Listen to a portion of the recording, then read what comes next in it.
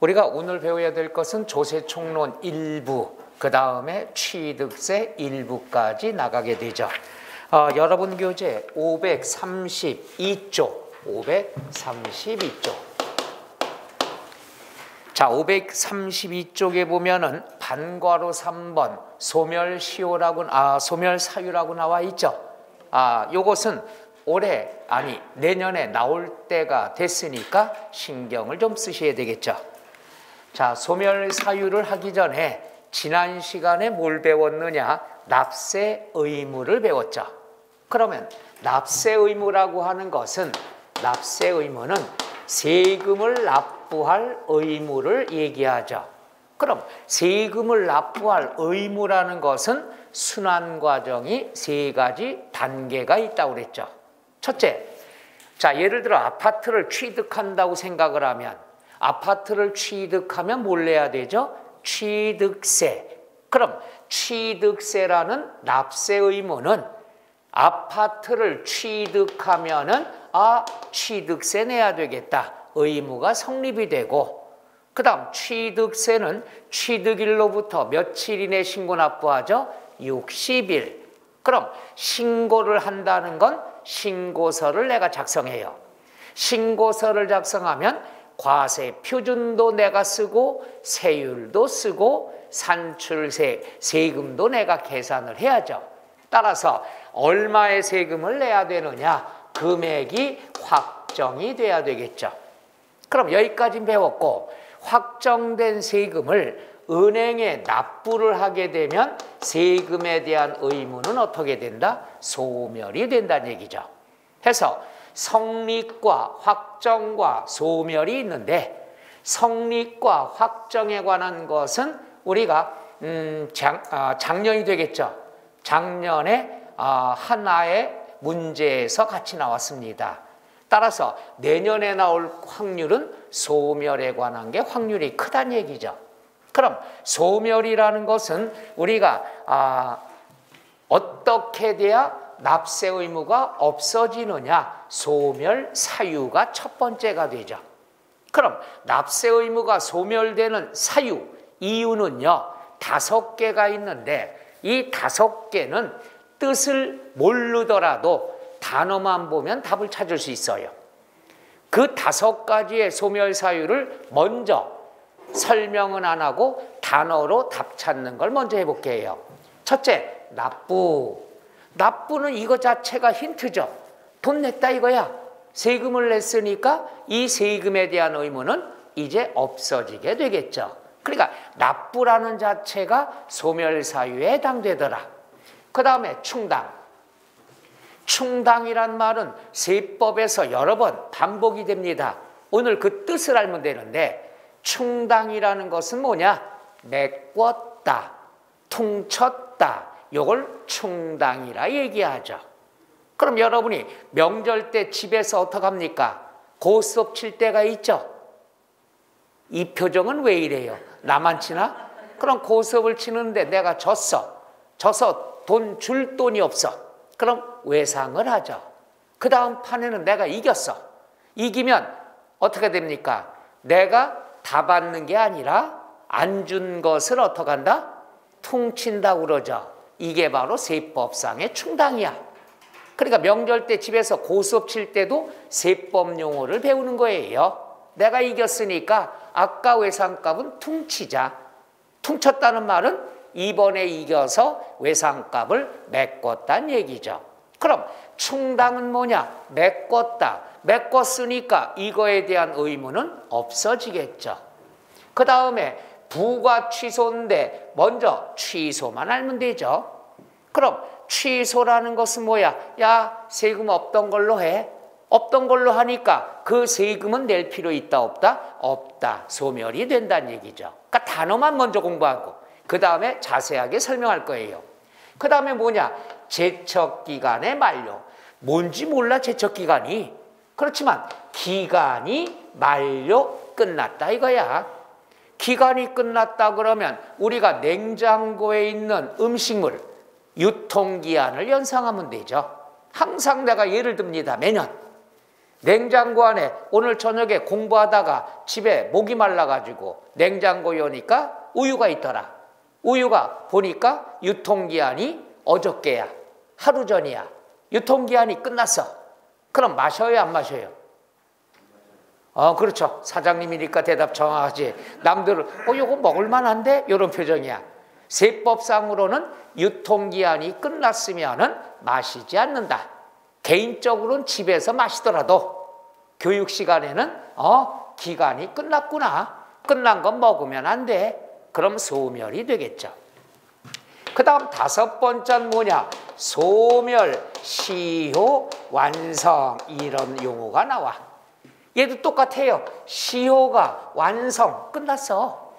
이것도 유통기한이 끝난 거로 똑같이 보면 되죠. 시효가 끝났으면은 더 이상 세금 낼 필요 있다 없다? 없다. 이건 요즘 뉴스에서도 많이 나오죠. 뭡니까? 지나간 죄에 대한 공소시효가 끝났다. 이런 말들이 많이 나옵니다. 그럼 공소시효가 끝났으니까 이거에 대한 건 죄를 물을 수가 없다. 기한이 끝났다. 바로 똑같은 거예요. 소멸, 없어지는 시효가 끝났다. 그럼 시효가 끝났으니까 이거에 대한 납세 의무는 있다 없다? 없다가 되죠. 해서 맨 먼저 공부하실 건 소멸 사유에는 몇 개가 있다? 5개가 있다. 그럼 5개는 억지로 외우지 말고 단어에 힌트가 나왔다는 얘기죠. 납부, 충당, 부과의 취소, 제척기간의 만료, 소멸시효 완성. 그러니까 소멸시효는 5개가 있더라. 끝. 이것만 알아도 기출문제 몇 개는 풀 수가 있습니다. 5개 알아두고요. 자, 이렇게 뜻은 모르더라도 단어만 보면 알 수가 있는 거고, 이제 2번째로 용어 설명이 들어갑니다. 첫째, 납부. 이거는 뭐 공부할 거 없죠? 납부는 돈 냈어. 돈 냈으니까 세금 또 낼 필요 없죠. 그 다음 2번째, 충당. 메꿨다. 요 메꿨다는 뜻은 이렇게 공부하면 되죠. 뭐가 있느냐? 항상 똑같은 걸로 예를 듭니다. 갑이라는 사람이 식당을 합니다. 식당을 하는데 우리가 너무너무 잘 돼.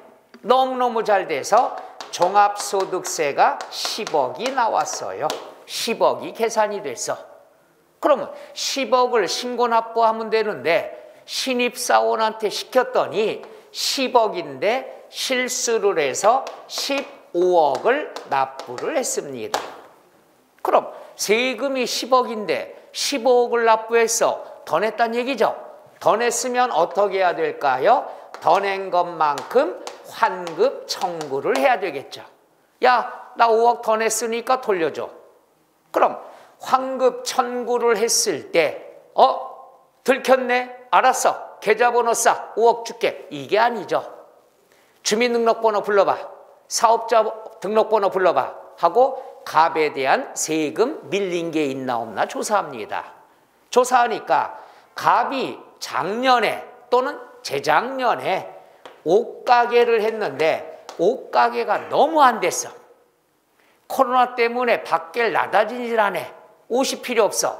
그래서 부가가치세라는 게 나왔는데 부가가치세 3억을 체납, 세금 안 냈어. 그리고 폐업을 했어요. 그럼 너 딱 걸렸어. 너 저 옷가게 한 적 있지? 부가가치세 3억 안 내고 문 닫았으니까 3억이 밀린 게 있다 이거야. 그러면 이번에 5억을 돌려주지 않고 밀린 부가가치세를 3억을 어떻게 해준다? 퉁친다는 얘기죠. 퉁치는 게 충당이야. 그러면 얼마를 돌려주면 돼요? 2억만 환급해주면 되겠죠. 그럼 여기서 알아둘 게 2가지가 동시에 나와요. 뭐냐? 소득세도 내야 되고 밀린 부가가치세도 내야 돼. 세금 2번 내야 돼. 근데 소득세는 이번에 납부를 했어요. 그럼 소득세는 납부한 거니까 소멸이 된 거고 체납된 부가가치세 3억은 환급받을 소득세에서 퉁쳤으니까 메꿨으니까 부가가치세는 또 낼 필요 있다 없다? 없다. 따라서 부가가치세는 충당금에서 메꿨다. 요걸 뭐라고 그러죠? 충당이라고 얘기하는 거야. 그러니까 소득세가 충당이 아니야. 소득세는 납부했으니까 소멸이 되는 거고, 충당이라는 것은 지나간 체납된 부가가치세를 메꿨으니까 부가가치세 의무도 있다 없다? 없다. 요게 충당이 되는 거죠. 요게 충당의 뜻입니다. 그 다음에 부가취소인데, 부가라는 용어를 지난 시간에 배웠죠. 부가라는 것은 세금을 매긴다. 세금을 매기는데 뭘로 매긴다? 고지서로 매긴다. 이렇게 알아두라고 그랬어. 부가는 고지서다 이거야. 그러면 고지서를 알아두세요. 고지서를 받으면은 무조건 세금 내야 돼. 이게 잘 됐건 잘못됐건 고지서 날라오면 죄송합니다. 고지서 날라오면 세금 내야 돼. 그런데 이분한테 고지서 10억짜리 보냈어. 10억짜리 보냈는데 이분은 미안합니다. 이분은 소득이 없어. 평내 호평역에서 노숙한 지가 3년이 됐어. 죄송합니다. 이따가 더 부자 만들어줄게. 그런데 이분한테 종부세 고지서 10억짜리가 날라갔어. 야, 내가 노숙생활 3년인데 재산 없는데 어떻게 10억을 세금 내라고 그래? 다시 한번 조사해봐. 따지니까 어유 축하해요. 이분하고 이분이 동명이인이야. 이분한테 보내야 돼. 부자예요. 그럼 이분한테 내야 될 걸 저분한테 잘못 보냈어. 그럼 공무원이 잘못했죠. 그럼 어떡합니까? 미안합니다. 없던 걸로 하세요. 요게 취소가 되는 거죠. 그럼 이분이 그러죠. 고지서 날라온 건 어떡합니까? 확 찢어버리세요. 고지서 보낸 것을 취소했단 얘기예요. 그러면 납세 의무도 없어지게 되겠죠. 우리가 상식적으로 알아두셔요. 부가 고지서 보내면 무조건 세금 내야 돼. 없던 걸로 하세요. 취소하면은 고지서는 찢어버려도 되고 그 고지서에 대한 납세 의무는 없어지겠죠. 근데 이거는 자주 나오는 게 아니에요. 왜? 정부에서 벌린 거에 대해서 본인들이 잘못을 인정하는 경우는 거의 드뭅니다. 세법상 이렇죠. 그 다음에 제척기간 만료다. 제척기간이라는 건 써있네. 부가권. 부가권이면 어디서 많이 봤는데 부가는 고지서란 얘기죠. 그럼 부가권의 뜻이 뭐냐? 고지서를 보낼 수 있는 권리를 얘기하죠. 고지서를 보낼 수 있는 권리라는 것은 여러분이 지난 시간에 배웠어요. 취득세는 신고 납부해야 돼. 근데 신고 납부할 때는 기한을 정해놨어. 언제까지 하라 이거야. 그러면 언제 60일이죠. 60일 이내 해야 되는데 안 했어. 그럼 뭐가 날라오죠? 고지서. 이분이 신고해야 되는데 안 했어. 그러면 고지서 보내는 권리가 제척 기간이 되는 거예요. 또 이분이 100원을 내야 되는데 30원만 냈어. 과소신고했죠. 그럼 왜 100원인데 30원만 내세요? 70원 추가로 내야 됩니다. 고지서로 알려줘야죠. 그 기간이 제척기간이야. 그러니까 제척기간이라는 건 고지서 보낼 수 있는 유효기간을 뜻하죠. 그럼 이 제척기간이 끝났다. 그럼 고지서 보낼 수 있는 기한이 있는데 이 기한 동안에 고지서를 못 보내면 세금 낼 필요가 없습니다. 이걸 제척기간의 만료. 그러면 여기에서 이 숫자를 여러분이 알아둬야 되죠. 나온다 그러면 소멸사유 5개도 가능성이 있지만 제척기간 몇 년이냐 이걸 여러분이 알아둬야 됩니다. 그럼 제척기간은 우리가 크게 두 가지로 나눠요. 간단합니다. 첫째, 상속세와 증여세가 있어요. 상속세와 증여세다 그랬으면은 불로소득이죠. 공짜로 생겼죠. 따라서 얘는 고지서 보내는 유효기간이 길어. 그럼 요건 두 가지로 나눕니다. 사기와 무신고는 똑같아. 사기하고 무신고 똑같아. 신고 안 했다 그랬으면 고의로 한 걸로 간주한다는 얘기예요. 이럴 경우에는 15년 동안 고지서 보낼 수 있어. 엄청 길죠. 15년 동안 고지서 못 받았다, 상속받았는데 그러면 상속세 낼 필요 없습니다. 그러니까 15년이라는 거 알아두면 돼. 나머지다 그랬으면은 사기, 무신고 이외의 거라는 건 뭐 과소신고라든가 이런 게 있겠죠. 이런 건 10년 동안. 요것만 알면 돼. 그러니까 고지서 보낼 수 있는 제척기간이다 그러면 상속세, 증여세는 딱 2단계야. 사기, 무신고는 몇 년? 15년. 나머지는 몇 년? 10년이 되겠죠. 그런데 두 번째, 상속세, 증여세는 국세입니다. 얘만 국세 중에서 따로 빼고 기타 국세는 상속세, 증여세를 뺀 나머지가 됩니다. 법인세, 부가가치세도 여기에 해당하지만 법인세, 부가가치세는 부동산세법 출제 범위에서 제외가 됐으니까 시험에 뭐만 나오냐? 양도소득세로 콕 찍어서 나옵니다. 기출문제도 마찬가지고. 그 다음에 지방세. 지방세는요 여러 개가 있지만 시험에 나오는 건 우리 지방세 배우는 거 있죠? 뭐가 있습니까? 취득세 정도가 출제가 됐습니다. 물론 등록면허세, 재산세 있습니다만은 일반적으로 취득세를 알아두면 되겠죠.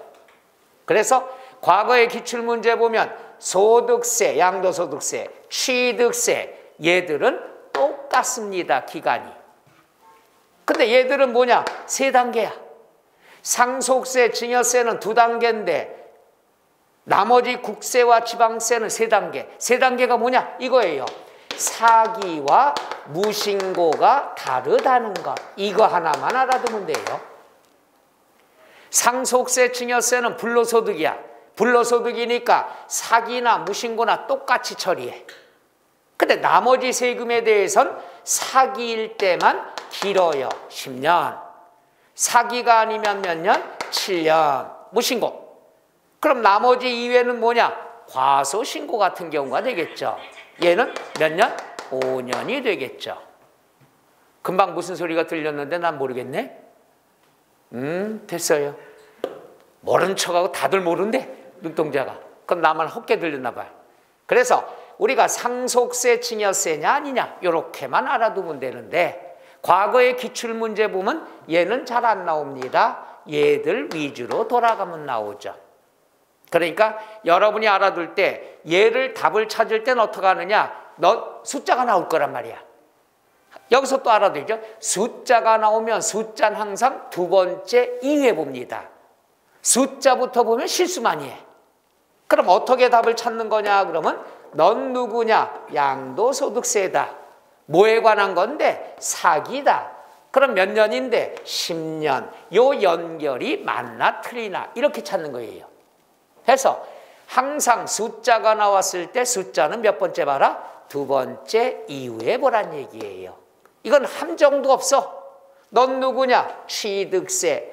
뭐 했는데? 무신고. 몇 년인데? 7년.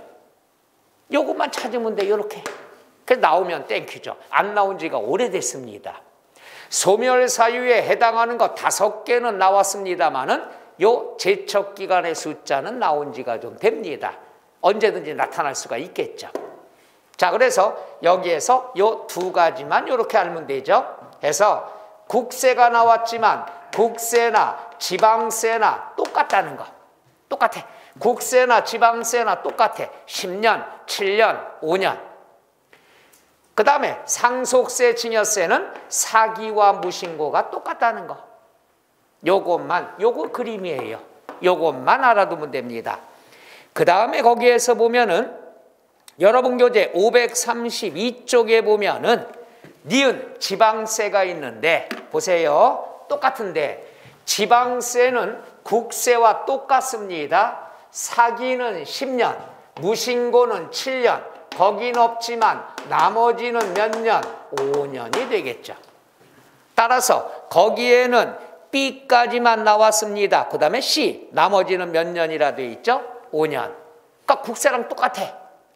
근데 이상한 게 나왔어요. 뭐가 나왔냐? 요거죠. 상속을 원인으로, 증여를 원인으로, 명의신탁 이런 것들에 대한 것은 우리가 10년이라고 나왔지만 요건 체크하세요. 체크. 요거는 오늘 배우면은 헷갈려서 안 됩니다. 괄호 안에 있는 것만 체크하라는 얘기죠. 괄호 안에 있는 것은 1월 달에 강의를 할 겁니다. 오늘은 얘만 알면 돼. 상속세, 증여세냐 아니냐 요것만 알아두면 됩니다. 해서 꼭 숫자에 관한 것들은 알아두셔야 된다. 끝, 끝, 끝. 그러니까 다시 한번 얘기하죠. 지방세 사기 10년인데 상속은 우리가 쭉쭉 나왔죠. 괄호 안에 있는 것만 체크. 요거는 1월 달에 강의합니다. 오늘은 요것만 꼭 알아두셔. 그 다음에 이제 마무리. 동그라미 5번에 소멸시효가 있습니다. 소멸시효는 무엇을 얘기하느냐? 바로 요거죠. 징수권을 얘기합니다. 뭘 얘기해요? 징수권. 징수권이라고 거기다 써주면 좋죠. 징수권은 뭐냐? 권리는 권리인데 아까 고지서 보내는 권리를 부과권이라고 그랬죠. 징수권은 뭐냐? 재산을 징수, 세금을 거둘 수 있는 권리. 이건 여러 개가 있습니다만은 우리는 압류만 먼저 공부하면 돼요. 압류. 그러니까 소멸시효라는 것은 압류할 수 있는 권리를 얘기하죠. 이것도 기한이 있어요.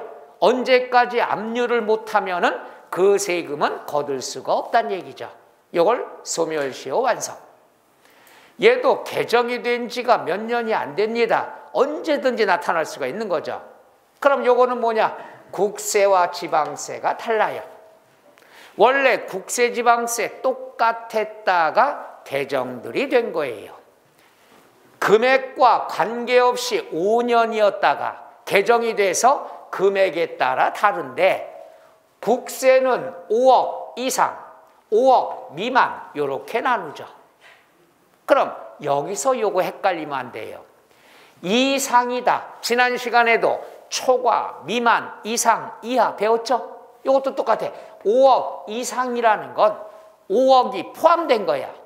따라서 5억부터는 10년간 압류할 수 있어요. 그러니까 10년만 도망 다니면 되는 거야. 근데 5억 미만이다.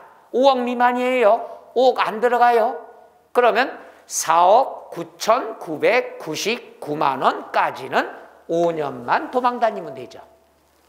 요거 명심해요. 그럼 우리가 미만, 이상, 초과 이렇게 나온 것들은 시험에 딱 이렇게 나오죠. 5억인 경우 이렇게 나오죠. 시험 문제예요. 5억인 경우 이때부터 혼란이 와요. 왜? 5억 이상이 뭔지 5억 미만이 뭔지 신경 안 썼다가 5억만 머릿속에 있다가 딱 5억이다 그러면 혼란이 온다는 얘기죠. 5억인 경우는 5억 이상에 들어가죠. 그럼 여기는 10년이다 그럼 맞는 거고 5년이다 그러면 틀린 거가 되는 거죠. 이거 난이도 높은 것들이에요. 해서 5억 이상 5억부터는 10년. 그 다음에 지방세는 금액이 적어요. 국세의 10분의 1 수준입니다. 따라서 5억의 10분의 1 5천만 원부터는 10년 5천만 원 미만은 5년이 된다는 것. 이 숫자가 개정된 다음에 출제가 안 됐습니다. 따라서 언제든지 숫자 나타날 수 있는 것. 재밌는 건요. 작년에 조세총론에서 한 문제가 안 나왔어요. 총론에서만. 근데 사실상 총론에 있는 납세 의무 성립 확정 있죠. 이게 양도소득세에서 출제가 됐단 말이에요.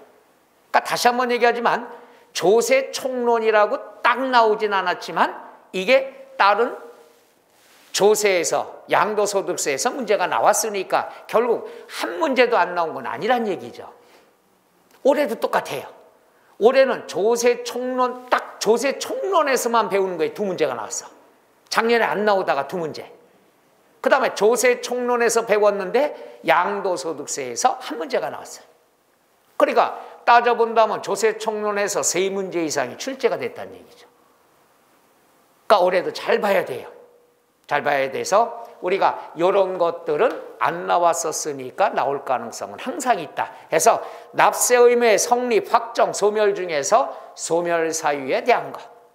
특히 사유 5개도 중요하지만 제척기간, 소멸시효에 나오는 기간, 숫자, 요것은 나올 가능성이 있으니까 신경 써야 되겠죠. 1년 남겨놓고 미리 설명하는 거예요. 이건 나올 만하다. 자, 그러면 소멸시효는 압류를 피할 수 있는 기간을 얘기하는데 5년만 도망 다니면 된다? 그러면 사람들이 너무 좋죠. 근데 무서운 게 들어가 있죠. 뭐가 있냐? 중단과 정지라는 제도가 있다는 것. 중단 사유와 정지 사유란, 중단과 정지는 제척 기간에는 없어. 고지서 보낼 때는 없어. 압류할 때만 나타나. 이게 무서운 거죠. 5천만 원 안 되면 5년만 도망 다니면 된다. 근데 중단 사유가 있어. 중단 사유는 여러 개가 있습니다만은 압류만 신경 쓰면 돼. 그럼 압류할 때 중단 제도가 뭐냐? 이거예요. 중단 제도가 뭐냐? 자, 압류 들어갑니다. 압류, 지금부터 압류해도 돼요. 근데 3년이 지나도록 낼 생각을 안 해. 그럼 어떻게 하느냐? 일단 중단 그러면 3년의 시간은 없어져. 무효가 되고 다시 5년이 되는 거죠. 또 한 4년 지나다가 낼 생각을 안 해. 중단 그러면 요것도 없어지고 다시 5년. 다시 말해서 중단이라는 제도는 평생 간다는 얘기예요. 평생 가. 이게 세금 무서운 거예요. 그래서 여러분들이 작년에 항상 다가 이런 예를 듭니다. 뉴스에 보면은 작년에 돌아가신 전직 대통령 계시잖아요. 그분이 세금을 체납한 게 엄청났죠. 근데 10년마다 또는 7, 8년마다 은닉된 재산을 찾아내서 압류해서 경매공매해서 세금을 환수했다라는 게 뉴스에 나오죠. 바로 이 중단제도가 있어서 그래. 5년이 지났고 10년이 지났는데도 압류할 수 있는 권리가 있다. 이게 무슨 제도가 된다? 그렇죠. 중단제도 때문에. 그래서 세금이 잔인한 거예요. 평생 갑니다. 사람들은 그렇죠. 자, 이분이 내 친구야. 친구끼리 해서 코피 터뜨렸어. 그러면 어떻게 될까? 며칠간 도망 다니면 돼. 얼굴 안 보면 돼. 그럼 다음에 만나면 미안해. 그때 건 미안해. 내가 삼겹살 쏠게. 이러면 무마가 돼. 근데 세금은 뭐냐? 평생 따라다녀요. 평생. 안 내고는 못 베길 정도로. 그리고 그래도 안 내면은 1년에 한 번씩 망신을 주죠. 망신이 뭡니까? 체납, 고액 체납 순서 해갖고 1등, 2등, 3등. 1등, 2등은 좀 이상하지만 이런 거 항상 발표하잖아요. 고액 체납자 해서 1위가 누구고 2위가 누구고 이렇게 1년에 한 번씩 망신을 주는 게 있죠. 바로 이것 때문에 그런 거예요. 그 다음에 정지. 정지는 기간에 대한 거니까 압류보다는 좀 완화가 됐어요.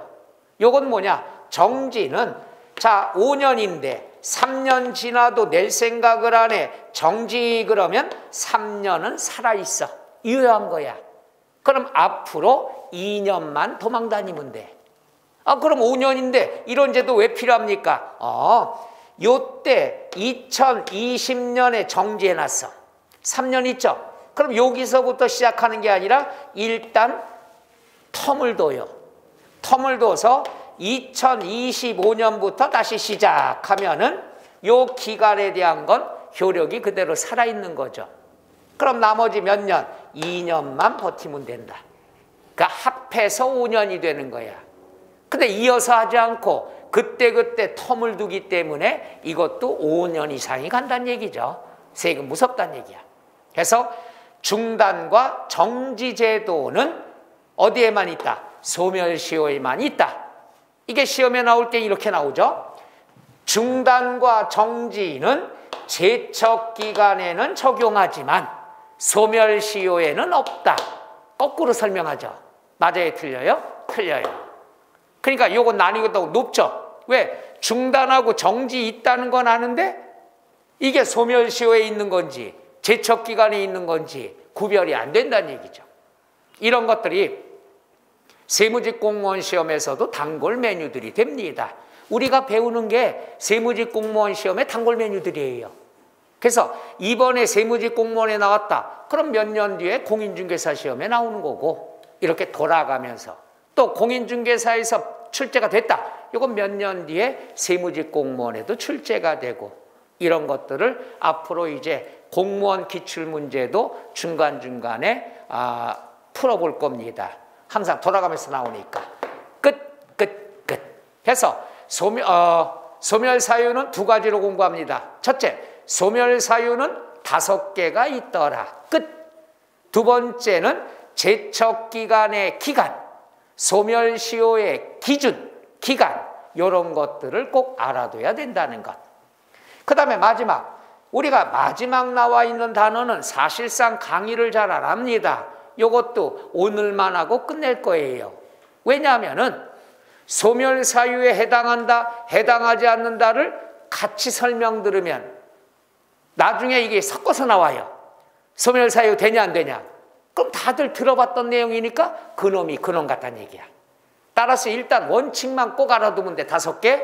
납부, 충당, 부과의 취소, 제척기간의 만료, 소멸시효의 완성. 끝. 5개 이외에 나오는 거 무조건 아니란 얘기지. 근데 오늘은 여러분 저 개강 때니까 여러분 괴롭히고 싶어서 한번 해볼게요. 부과권의 철회. 부과권이라는 것은 뭡니까? 제척기간. 아까 다시 해죠. 부과라는 건 고지서죠. 고지서인데 아까 부과 취소 없던 걸로 하세요. 소멸이 사유가 됐었죠. 이건 철회야, 철회. 철회는 뭐냐? 취소하고 철회 헷갈립니다. 취소는 고지서 확 찢어버리세요. 없던 걸로 하세요. 소멸사유. 철회는 뭐냐?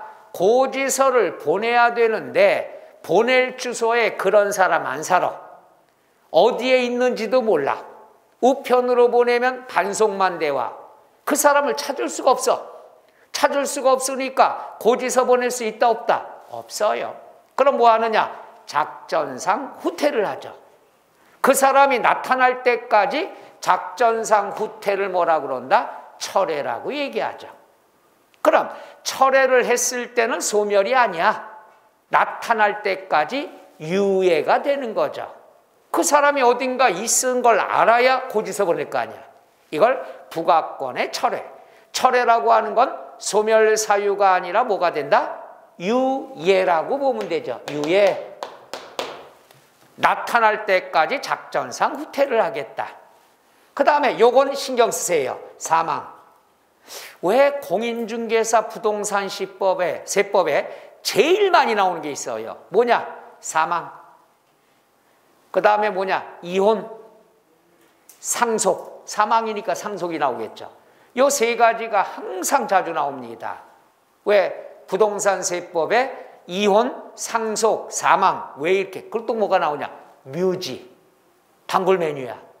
그러니까 사망, 상속, 묘지. 그 다음 이혼. 왜 이게 시험에 자주 나오는지 알다가도 모르겠어요. 중개에 관한 세법이 나오면 많을 텐데 왜 이혼을 시키려고 그러나? 이혼이 자주 나와요. 이번 시험도 마찬가지고. 그러면 사망을 했다 그러면 일반적으로 사회에서 뭐예요? 사망? 그럼 다 없어지는 걸로 착각해. 사망은 슬픈 얘기 하나 할까요? 사망은 사람만 없어지는 거야. 사람만 없어지지만 재산은 남아있어. 그럼 남아있는 재산은 누군가 어떻게 된다? 상속을 받겠죠. 요거 이해가요? 그럼 재산만 상속받는 게 아니라 돌아가신 분의 세금도 승계를 받는다는 얘기죠. 따라서 사망을 했으면 소멸이 되는 게 아니라 승계사유가 되는 거죠. 아버지가 못 갚은 세금도 내가 이어받고 아버지가 남겨준 재산도 이어받아야 되겠죠. 그래서 사망은 무조건 다 없어져서 소멸이 된다. 이게 아니다. 착각하지 마면 안 된다 얘기죠. 사망은 사람만 없어지는 거다. 앞으로 계속 나옵니다. 그 다음에 합병. 합병이라는 것은 회사를 합치는 거야. 회사를 합친다 이거야. 갑이라는 법인과 을이라는 법인이 합쳤다. 그럼 또는 인수했다. 그럼 갑이 을회사를 합병을 했으면 을회사의 재산도 가져오겠죠? 또 을이 갚아야 될 세금도 승계, 이어받아야 되겠죠. 그러니까 합병이나 상속이나 같은 개념이라고 보면 되죠. 재산만 받는 게 아니라 그에 따른 세금의 의무도 승계가 되겠죠. 해서 시험에 제일 많이 나오는 건 요거죠. 사망. 사망은 우리가 소멸사유가 된다 안 된다? 안 된다. 소멸사유 안 된다. 이게 제일 많이 나오는데 나올 만한 거 세 가지를 다 해줬다는 얘기죠. 그래서 거기 나와 있는 부가권, 철회, 사망, 합병 등은 소멸사유가 아니다. 과거에 시험 문제 나오면 이렇게 나왔어요. 이렇게 가지고 여러 개를 집어넣고 소멸사유에 해당하는 건 몇 개인가? 그럼 소멸사유가 몇 개냐? 많아야 5개뿐이 없으니까 5개 내면 안 되잖아. 눈치채잖아. 소멸사유는 5개 있더라. 5개 이러면 안 돼. 그래서 시험에 3개짜리다 나온 적도 있어요. 왜? 납부, 충당 합쳐서 하나. 그 다음 제척기간 하나. 그 다음 소멸시효 하나. 부과 취소, 그 다음에 충당, 부과 취소 이건 빼고 출제된 경우가 있습니다. 그래서 3개로 나온 경우가 있더라. 끝! 이러면 되겠죠. 그 다음에 21번의 조세우선권은 체크하세요. 이건 1월 달에 강의합니다. 그 다음에 양과로 22번의 조세불복제도도 체크하세요. 요거는 작년에 한 문제가 출제가 됐습니다. 따라서 내년에 나올 가능성이 희박해요. 그래서 1월 달에 간단히 한번 할 겁니다. 그 다음 뒤로 넘어가서 양과로 23번의 서류에 송달 나왔죠. 요것도 체크. 요것도 한 문제가 출제가 됐습니다. 그래서 작년에 조세총론에서 서류 송달 한 문제, 그 다음에 불복 한 문제, 2문제, 그 다음에 물납과 분납은 양도소득세에서 지문이 1개씩 나왔다는 것. 그래서 서류 송달하고 불복 절차다 그랬으면은 매년 나오는 게 아닌데 작년에 올해 나왔으니까 내년에는 가능성이 희박하니까 소홀해도 된다는 얘기죠. 오케이? 왜냐? 작년하고 연결돼서 연속적으로 출제되는 건 별로 없어요. 그러니까 그건 좀 소홀해도 돼요. 좋죠? 다 해버려? 그래서 그것들은 1월 달에 한번 정리하고 앞으로 가면서 비중이 적은 것들은 설명을 조금 하고 넘어갈 겁니다. 나올 놈만 두들겨 패자는 얘기죠. 끝, 끝, 끝. 여기까지가 조세 총론에 관한 것. 내년에 나올 가능성 있는 것들만 먼저 추려봤습니다. 끝, 끝, 끝. 그 다음에 이제 본격적으로 535쪽에 보면 취득세가 나와 있는데 취득세 중에서 용어가 2023년 1월 1일부터 개정된 내용이 있습니다. 그건 여기에 반영을 안 했어요. 그거는 이제 첨삭을 하면서 오늘 설명해 드릴게요. 2023년 1월 1일부터 많이 바뀌진 않았습니다. 취득세에서 2가지만 신경 쓰면 되고요. 자, 그럼 535쪽에 취득세 본격적으로 들어갑니다. 535쪽. 자, 그럼 취득세다 그러면 제일 먼저 특징에 대해서 알아둬야 되겠죠. 그럼 취득세 특징이다 그러면 꼭 알아둬야 될 것, 지방세 해당이 되더라.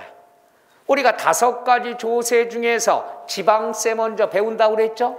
지방세 꼭 알아야 되고, 그 다음에 지방세는 지방자치단체에서 부과를 하는 건데 지방자치단체는 둘로 나누죠. 이건 다른 과목에서도 자세히 배웁니다. 광역단체가 있고 기초단체가 있는 거죠. 그럼 취득세는 몇 번 걷는 세금이죠?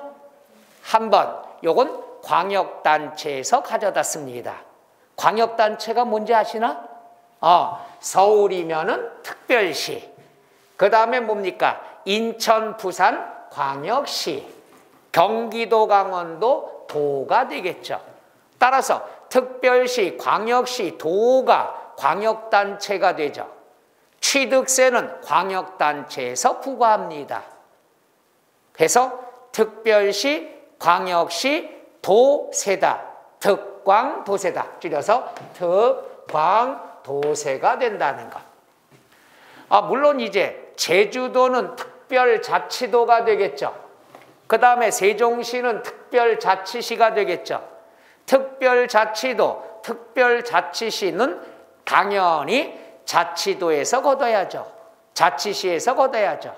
따라서 얘는 대한민국의 일부야. 일부기 때문에 시험의 비중은 적어요. 그럼 취득세의 과세주체는 누가 된다? 지방자치단체 중에서 광역시가 되더라. 즉 특광도세가 되더라. 그 다음에 두 번째 나온 것들은 여러분이 다 개강 첫날 배웠던 용어입니다. 의미가 없어 얘들은. 왜? 우리가 배우는 게 다 대부분이 여기 해당하니까. 그냥 복습만 간단히 할까요? 보통세, 세금의 목적이 없어. 용도가 없어. 그 다음 종가세, 과세표준이 금액으로 나올 때 1억, 2억, 3억. 정률세, 세율은 퍼센트로 나온다. 정률세. 그 다음 혼자서 나타날 수 있다. 독립세. 그 다음에 남에게 전가를 안 한다. 직접세. 그 다음에 유통이라는 것은 우리가 사회에서 거래세라고도 표현하는데, 거래세는 뭐냐? 거래세는 사고 파는 거. 사고 파는 걸 거래 또는 유통이라고 얘기하죠. 따라서 취득세, 등록면허세, 양도소득세는 사고 파는 거래야. 이런 것들을 다 유통세라 하더라. 그 다음에 취득 행위에 대해서 과세가 된다. 취득 행위가 있어야 과세가 되죠. 따라서 이걸 행위세라고도 얘기한다. 등록면허세 똑같죠. 등록 행위에 대해서 부과되는 거고, 양도소득세, 양도 행위에 대해서 부과하는 거. 근데 재산세는 행위세가 아니죠. 재산은 그냥 갖고 있어서 부과되는 게 재산세니까. 보유 행위라는 건 없잖아. 행위라는 건 유통하고 똑같아. 사고 파는 행위에 대해서 부과한다. 끝. 그래서 얘들은 시험 때까지 큰 비중이 없습니다. 그냥 이런 용어가 있었더라 하고 한번 배운 거죠. 그 다음에 이거 중요하죠. 물세. 우리가 배웠습니다. 지방세는 사람이 필요 없어. 사람 필요 없고 어떤 물건을 취득했느냐? 물건에 대해서 과세한다. 뭐라고 그러죠? 물세. 그 다음에 실질주의 과세라고 하는 것은 굉장히 중요한 겁니다. 어려운 거고. 뭐냐? 등기 등록 여부와 관계없다는 거야. 그럼 이 말은 뭐냐? 왜 무섭냐? 등기 등록과 관계가 없다라는 말은 양도소득세에서 또 나옵니다. 그럼 따져봐요. 여기 봐요. 취득세, 취득하는 거죠. 양도소득세, 양도하는 거죠. 그럼 사고 팔 때는 똑같이 적용을 합니다. 똑같이라는 게 뭐냐? 등기 등록 여부와 관계없다는 말은 다 걷겠다는 얘기야. 취득을 해. 아파트를 취득을 한다. 땅을 취득을 한다. 등기된 거 사도 취득세 내야 되고, 미등기 사도 취득세 내야 돼. 양도할 때도 등기된 걸 팔아도 세금 내고, 미등기를 팔아도 세금 낸다. 다 걷겠다는 얘기죠. 무슨 말이에요? 등기 등록 여부와 관계가 없다는 건 사고 팔 때는 다 걷겠다는 얘기죠. 얘는 양도소득세 또 나옵니다. 거기서도 자주 나와요. 시험엔 어떻게 나오냐? 이런 식으로 나와요. 등기 등록 여부와 관계없이 취득으로 본다. 맞는 말이야. 틀리게 나올 때는 어떻게 나오냐? 등기하지 아니하면 취득으로 보지 않는다. 맞아요? 틀려요? 틀려요. 그런 식으로 나옵니다. 그 다음에 신고납부 배웠죠? 취득일로부터 며칠 이내? 60일 이내. 그럼 신고는 60일 이내 해야 되는데 안 했다. 안 했으면은 뭐가 날라오죠? 고지서 날라오죠. 고지서 날라오면 고지서에 뭐가 붙어서 오죠? 가산세가 붙어서 오죠. 기억나시나? 자, 신고 안 하면 60일까지 신고해. 안 했으면 고지서 날라와. 고지서에는 가산세가 부과되는데 들어갑니다. 가산세는 신고불성실 가산세와 납부지연 가산세가 같이 부과돼. 신고불성실은 한 번만 붙는 거야. 어떨 때? 과소신고할 때 몇 프로? 10%. 무신고하면 20%. 사기부정일 땐 40%. 까먹었죠? 걱정 마. 오늘 또 하잖아. 이따 또 할 거야. 그리고 납부는 언제 낼지 모르죠. 그러니까 낼 때까지 매일매일 이자처럼 붙는 거야. 매일매일 10만 분의 얼마? 22. 이 가산세는요, 작년에 무신고가 한 번 나왔어요. 소득세에서. 이번엔 또 다른 데에서 나올 수도 있겠죠. 취득세에서. 그러니까 다시 한번 과소신고 10%, 무신고 20%, 사기부정 40%, 납부는 매일매일부터요 10만 분의 얼마? 22. 이걸 앞으로 매주 강의할 겁니다. 그 다음에 면세점 배웠죠? 면세점 뭐냐? 취득가액이 50만 원까지는 취득세가 면제가 돼요. 여기 또 나왔죠? 50만 원 이하니까 시험에 콕 찍어서 50만 원인 경우 이렇게 나오고 징수한다 안 한다. 이게 시험 문제예요. 세법 시험 문제는 항상 둘 중에 하나야. 엄마가 좋아 아빠가 좋아? 맞냐 틀리냐 이거죠. 그러니까 세법 문제를 풀 때는 맨 뒤에가 포인트입니다. 맨 뒤에 따라서 답이 왔다 갔다 하는 거죠. 그래서 취득가액이 50만 원이면은 과세를 면제한다 얘기죠. 그럼 마지막으로 시험에 나왔던 것 중에서 이게 있습니다. 답 찾는 요령입니다. 숫자가 나오면 아까 얘기했죠. 몇 번째 뭐라고 그랬어? 두 번째. 그리고 숫자가 나오면 사람들은 수험생들은 숫자부터 눈에 가. 묘하죠 그거? 그래서 앞에다 함정을 집어넣습니다. 숫자가 나올 때는 몇 번째 봐라? 두 번째 이후에. 그리고 숫자 앞에를 두 번 읽어봐야 된다. 함정은 앞에 파요 뒤에 파요? 뒤에 파 함정? 함정은 항상 앞에 파는 거야. 내 가면은 날 괴롭히려는 게 함정이잖아. 그러니까 앞에다가 넣는 거야. 앞에다가 함정을 두는 거야. 이것부터 사람들이 보니까 이게 뭐가 나온 적이 있냐? 과거에 취득세액이 이렇게 나온 적이 있어요. 틀린 사람 많아요. 왜? 50만 원만 보면 알아. 근데 50만 원이 취득세다 그러면 세상에 취득가액도 아니고 취득세가 50만 원이면 걷어 안 걷어? 걷어야 되는 거야. 취득가액이 50만 원일 때만 면제해 주는 거죠. 이해가 안 가는 사람은 오늘 집에 가다가 부동산 들러가지고 공인중개사 사무실 들러서 땅 50만 원짜리 있냐고 물어봐. 그럼 50만 원짜리까지는 취득세 면제가 된다는 얘기죠. 끝. 그 다음에 취득의 구분이 나왔는데 요건 기본적으로 용어 자체는 알아둬야 됩니다. 요건 조금 쉬었다 할까요? 네. 여기까지는 이해 가셔? 괜찮아. 한잠 자요.